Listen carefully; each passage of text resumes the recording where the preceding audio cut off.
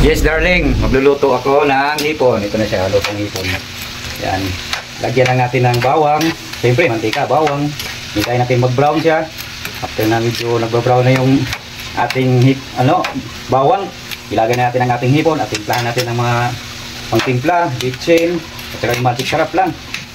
Tingnan nyo, maganda na siya.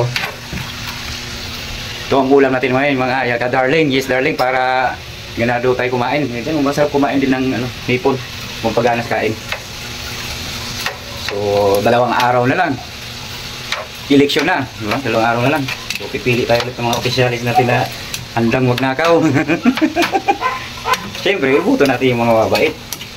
Hindi natin maiwasan yan. Kultura na ng Pinoy yan eh. Na pag nakaupo, matik yan, meron yan, piktos. Ya? Hindi pwedeng wala, kailangan kwarta. Sabi nga nila yung politika, pag nandyan ka, para ka nagbimina ng pera. Ewan ko lang, di ba ako nakasubok. Pero nakikita mo naman sa mga galawan. Pero mayroon pa rin mga matitino na mga naiiwan dyan sa mga nakaupo ngayon. Kaya pag-usapan natin yung mga politika ngayon dahil eleksyon 2025.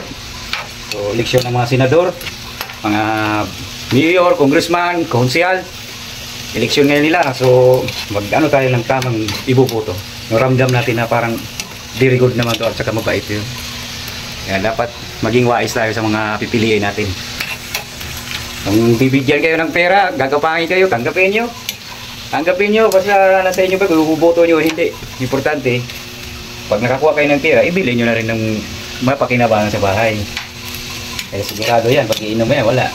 Walang kwenta lang, matikman natin. Sarap, pwede na.